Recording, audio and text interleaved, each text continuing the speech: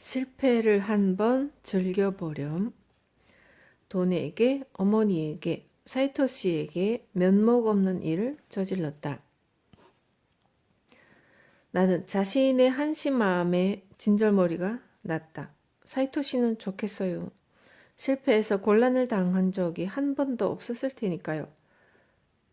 내가 한숨을 쉬자. 곤란을 당한 적은 없지.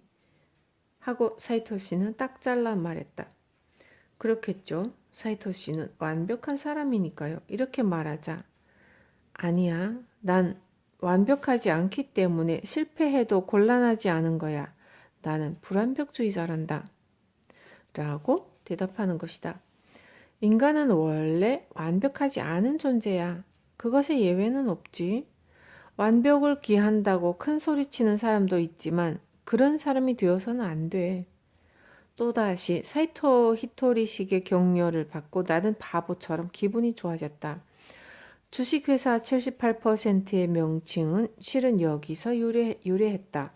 어머니가 만든 회사는 당초 주식회사 100%로 갈 예정이었는데 의욕이 넘쳐오르던 시기에 100%라는 높은 목표를 걸고 모두 최선을 다해보자는 것이었고 마치 고도 성장기의 슬로건과도 같았다.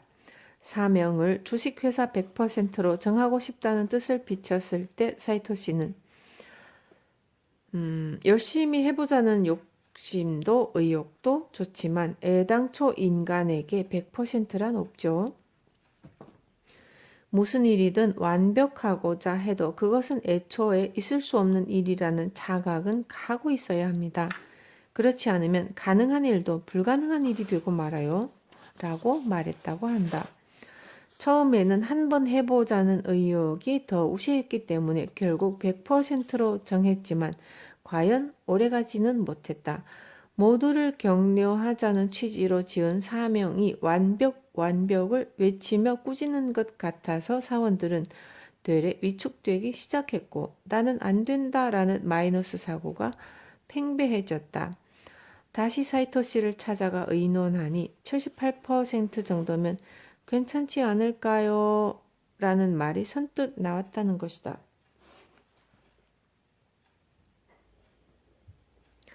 78은 유대인의 경전 탈무드에 나오는 78대 22라는 황금률에서 유래한 것으로 유대 상인의 지혜를 사이토시 식으로 해석한 것이다. 사명 변경의 효과는 컸다. 사원들의 마음이 편해지면서 회사 분위기도 밝아졌다.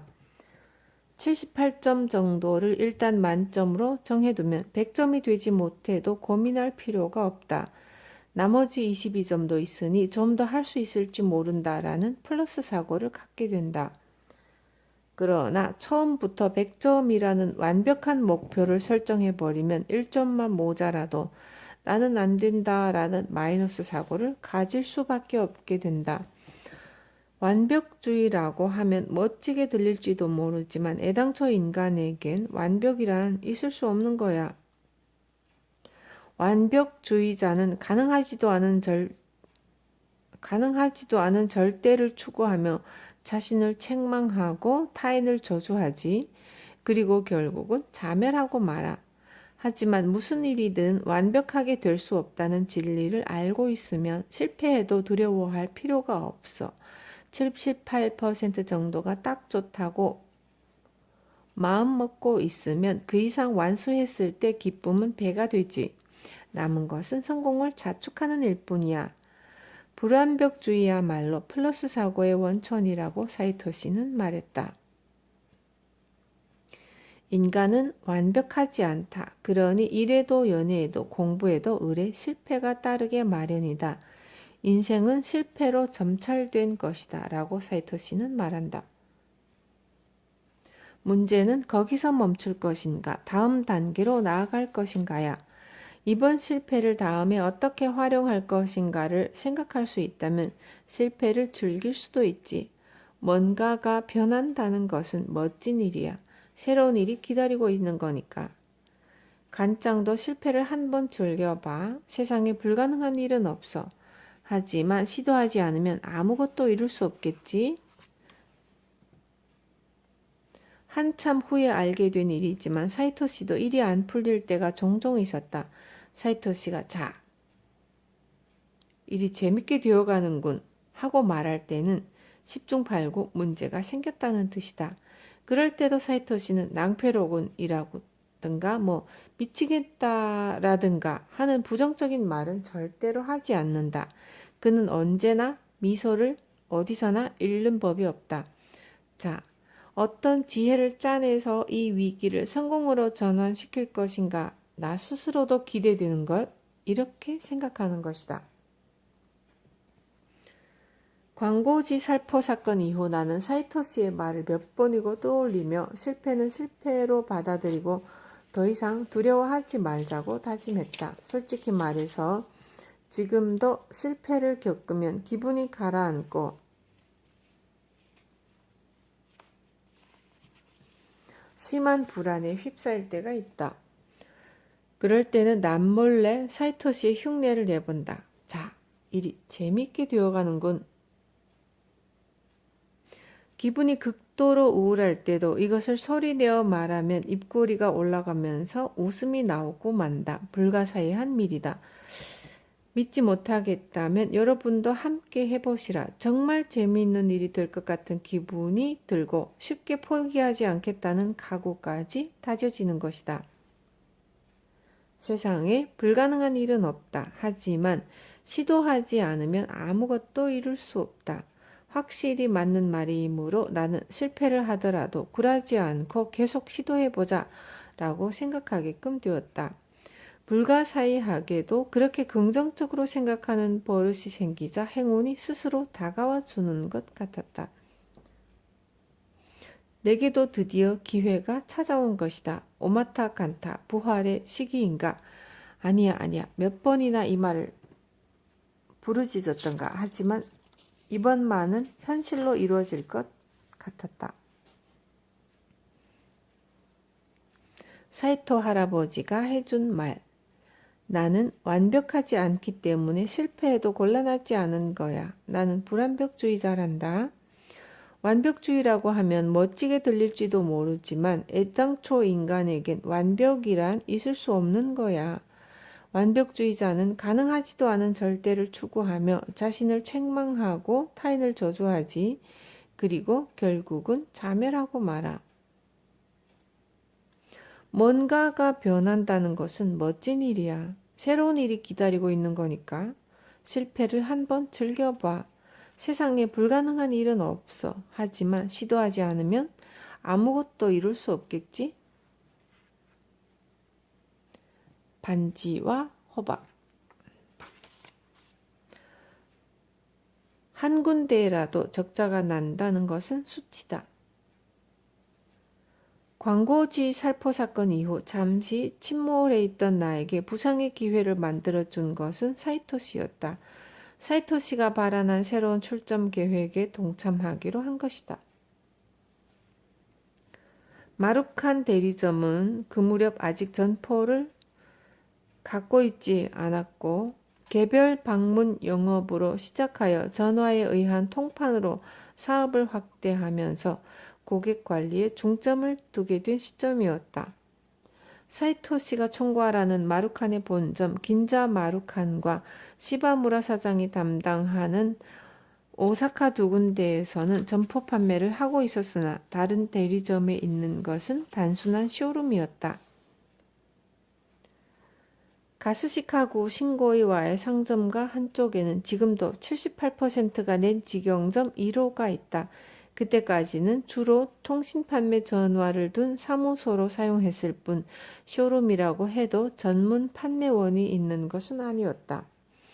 손님들이 통판 상품을 눈으로 직접 볼 수 있도록 상품을 진열해 놓은 공간에 불과했고 다른 대리점도 상황은 비슷했을 것이다.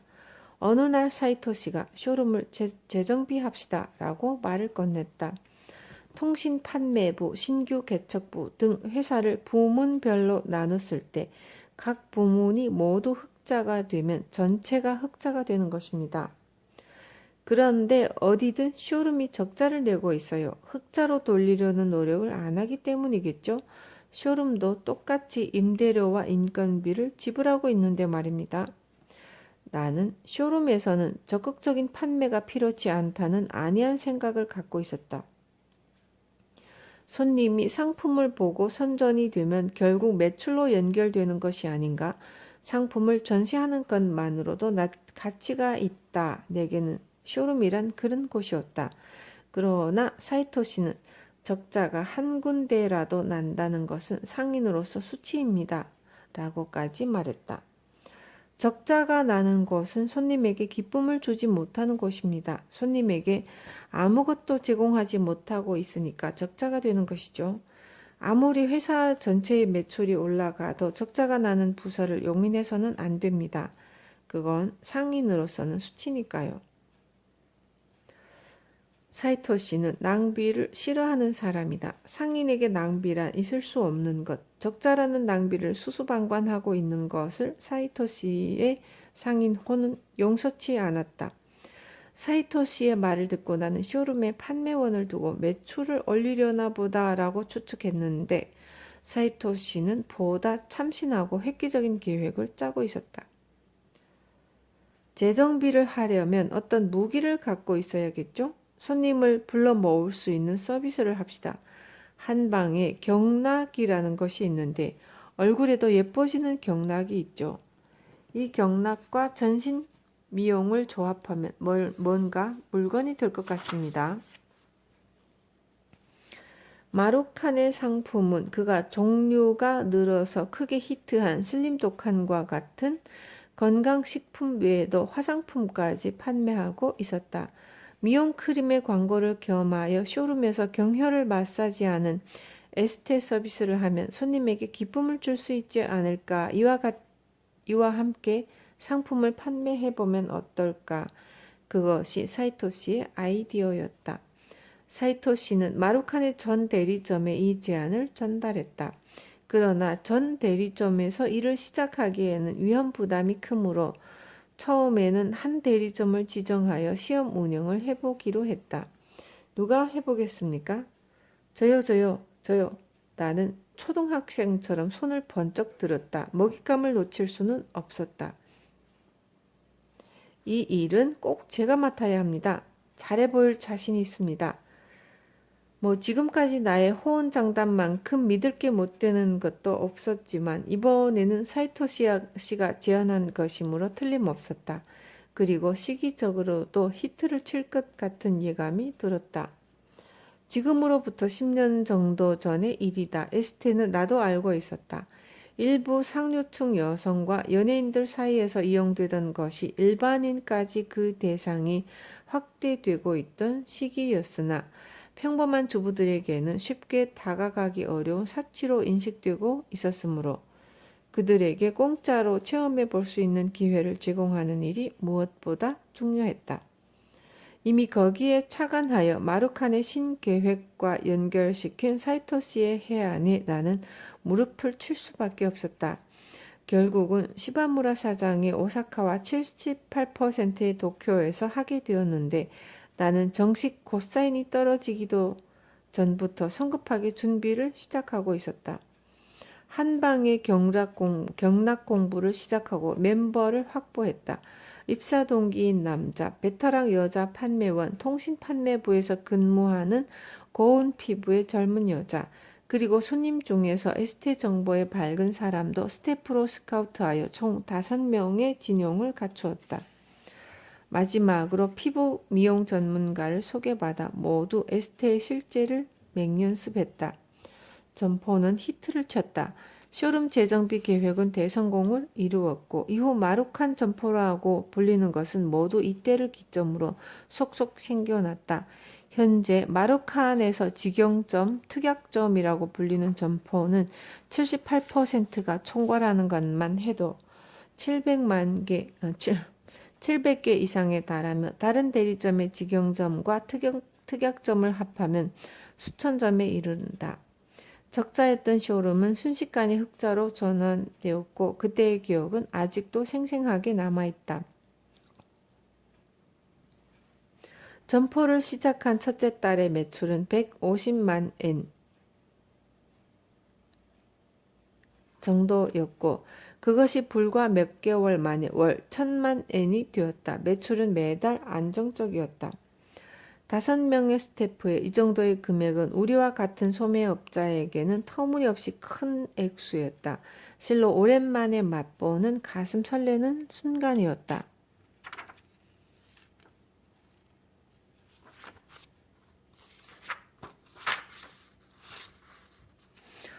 돈을 쓰지 말고 머리를 써라. 내가 무엇보다 기뻤던 것은 현장에서만 맛볼 수 있는 장사의 즐거움을 실감할 수 있었다는 점이었다.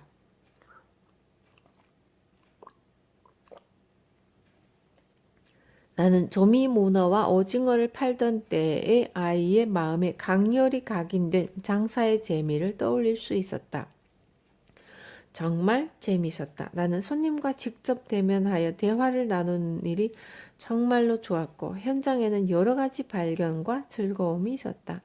무엇보다 마사지 서비스이므로 눈에 보이게 손님의 피부가 고와지면 기분이 좋아진다.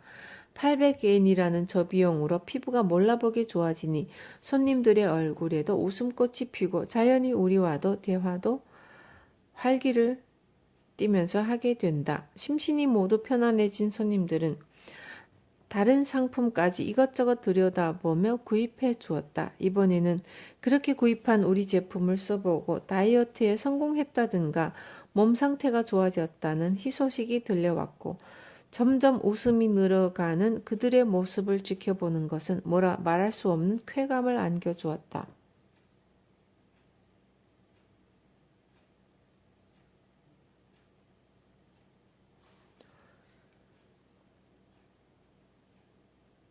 손님의 기쁨은 우리에게 더욱 큰 기쁨이 되어 돌아왔다. 손님과 함께 놀이를 하고 있는 듯한 그런 즐거움이 되살아났다.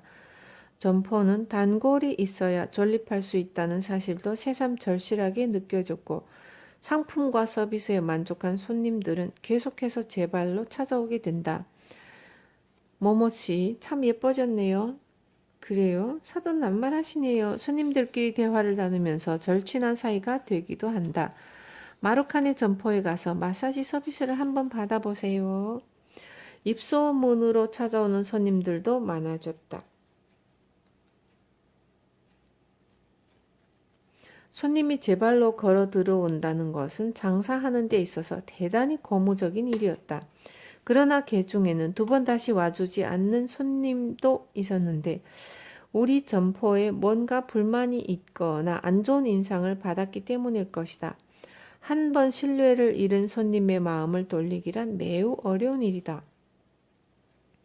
그런데 점포의 경우 이것은 사활이 걸린 문제였다. 발이 닳도록 개별 방문을 하고 전화를 거는 영업 방식도 나름대로 힘들긴 하지만 이쪽에서 적극적으로 호소하고 설득할 수 있다. 기쁘게 말하자면 이쪽에서 상품을 떠안길 수도 있다. 그러나 앉아서 기다릴 수밖에 없는 점포에서는 손님이 와주지 않으면 별다른 방법이 없고 또 이 가게에 오고 싶다는 생각을 갖게 만들지 않으면 장사가 될 수 없는 것이다. 전화 영업으로 신규 개척에 혈안이 되었을 때도 애프터 서비스의 중요성과 단골의 위력을 뼈저리게 느꼈지만 점포는 그것이 전부라 해도 과언이 아니었다. 나는 사이토 씨의 말을 떠올렸다.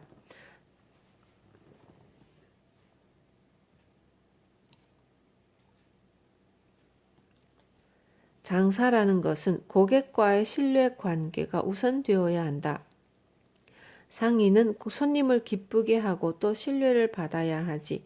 거기 가면 여러 가지 정보를 알려준다. 그 사람에게 부탁하면 믿을 수 있다.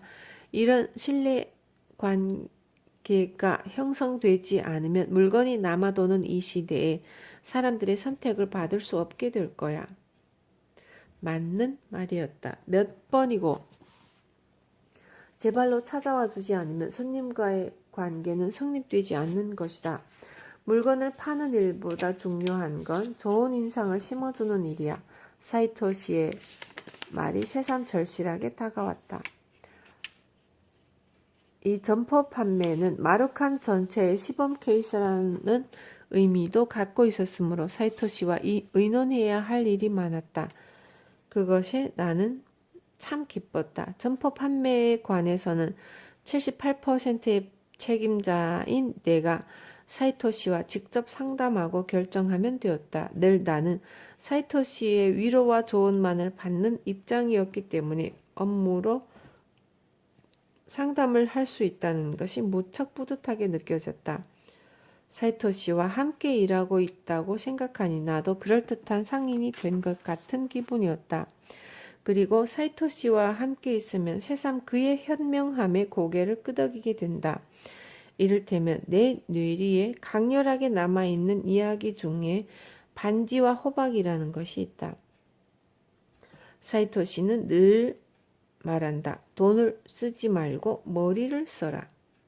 상인에게서 돈을 헛되이 쓰는 것만큼 한심한 일은 없다. 돈을 쓰기 전에 지혜를 짜라는 것이다. 어느 날 아이디어가 떠오른 나는 사이토시를 찾아갔다. 가게도 이제 본격적인 궤도에 올랐으므로 손님들에게 조촐한 선물을 하고 싶었다.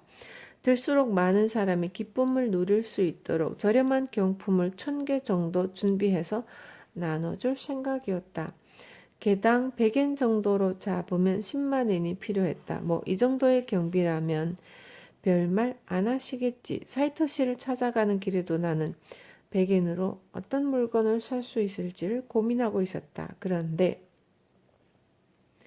한 개로 충분해 라고 말하는 것이었다. 100엔 정도의 물건을 받는다고 기뻐한 사람이 있을까? 한 개로 충분하니까 츠츠미에 가서 반지를 사오도록 해라. 츠츠미는 지금도 신고이와역 앞에 있는 보석점이다. 10만엔짜리도 필요 없고 1만엔짜리 반지 한 개를 사오라고 했다. 그리고 100엔으로 호박을 사와라. 호박으로 무게 맞히는 게임을 하는 거야. 호박을 들어보고 그 무게를 가장 근접하게 맞히는 사람에게 반지를 선물하는 거지. 모두에게 싼 경품을 주는 것보다 모두가 재미있게 노는 편이 더 낫단다. 마지막에는 호박 파티를 하자꾸나. 호박까지 먹을 수 있으니 정말 알뜰한 계획이었다. 여자들은 반지를 좋아하니까 손에 끼고 다니면서 자랑하겠지? 그러면서 자연스럽게 간장의 가게 이름이 입에 오를 거야. 만엔의 예산으로 모두가 즐길 수 있고 광고도 되니 10만엔보다 득이 아닐까?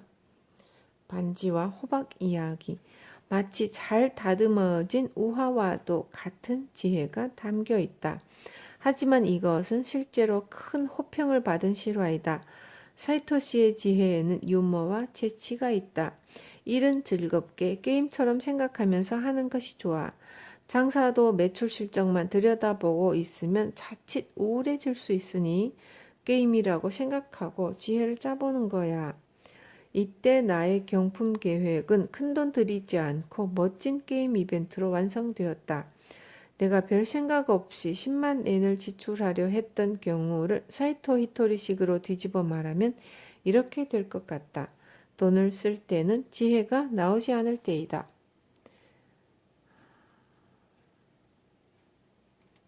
사이토 할아버지가 해준 말. 장사도 매출 실적만 들여다보고 있으면 자칫 우울해질 수 있으니까 게임이라고 생각해보고 지혜를 짜보는 거야. 돈을 쓸 때는 지혜가 나오지 않을 때이다.